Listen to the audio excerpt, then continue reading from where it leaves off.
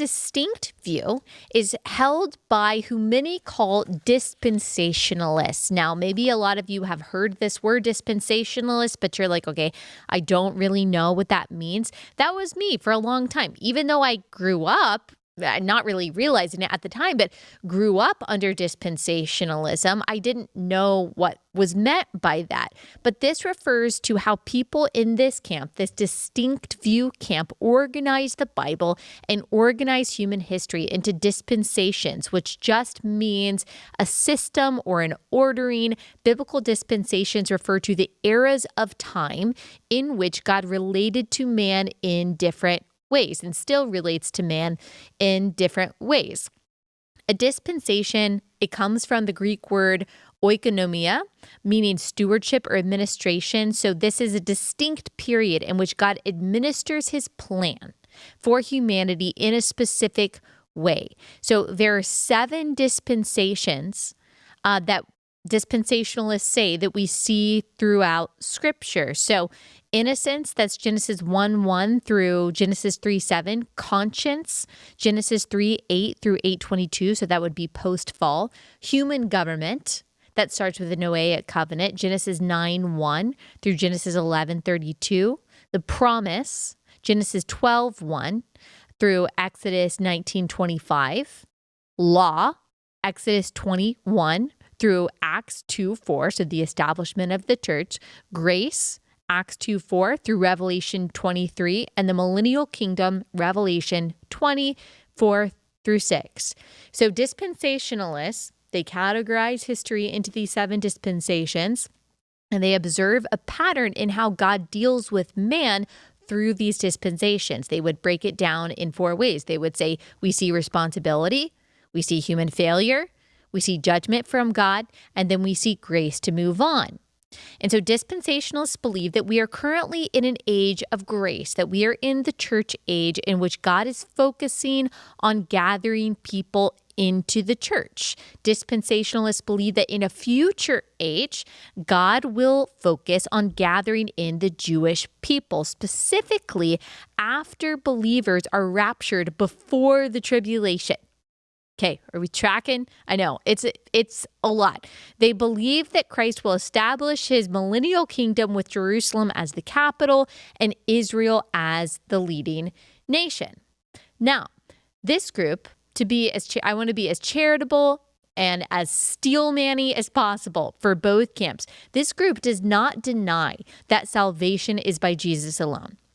They believe that Jews, just like everyone else, must trust in Jesus as the true Messiah, but they believe that Jewish people will always be distinct. They won't join the church. They are and always will be God's chosen people that he will ultimately redeem through Christ.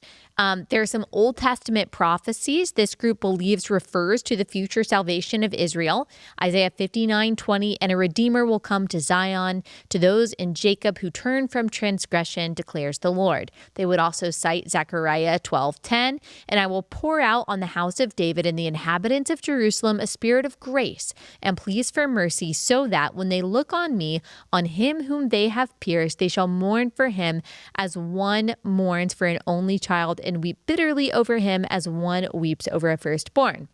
This group sees the current conflict between Israel and Iran to be a fulfillment of Old Testament prophecy. They look to Ezekiel 38, for example, or they might look to Jeremiah 49 and identify the nations referenced in those passages as modern-day Iran, Russia, Sudan, Turkey, and Libya attacking an unsuspecting Israel.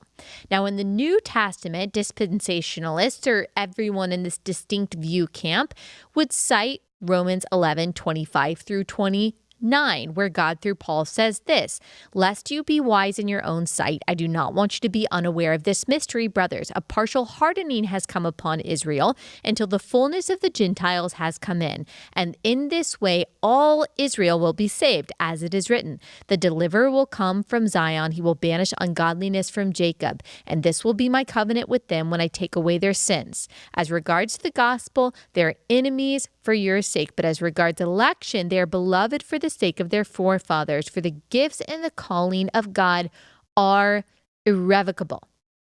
Okay, so that is some of the biblical support that they would cite for their position. There are lots and lots of passages that they would cite for that. Let me give you some historical context about this position because I think it's important. This is not a position that the church fathers held. I can't say that no church father held this position because I don't know for sure, but it certainly wasn't common. Dispensational theology, specifically this idea that the different administrations of God's dealings with men can be broken down into these 7 kinds of dispensations. That really didn't emerge until the 19th century. A lot of religious things happened in the 19th century. A man by the name of John Nelson Darby, he was an Anglo-Irish clergyman. He originated dispensationalism after breaking from the Church of Ireland following his own spiritual crisis. His vision of history, or his division of history rather, wasn't necessarily this like stark theological departure from every other Christian. What made his perspective so important is the literalism with which he interpreted scripture, and specifically Old Testament and New Testament prophecy, that led to this strict separation in his view of Israel and the church. He went on speaking tours throughout the United States in the late 19th century. His view was further popularized by C.I. Scofield.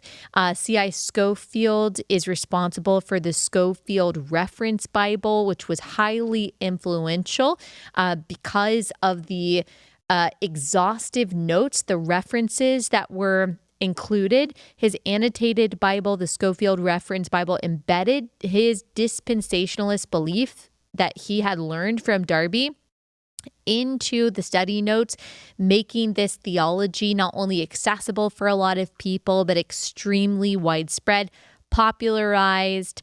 It was one of the first study Bibles, and certainly one of the most thorough study Bibles that people had. And it benefited a lot of people in that it opened people's eyes to all of the different intellectual viewpoints that were possible within the Bible, and that there was an intellectual richness to scripture. The cross references and the Scofield Reference Bible were so thorough that I really do believe that it is responsible for a lot of the good, positive, intellectual questioning and digging into scripture that occurred in the 20th century.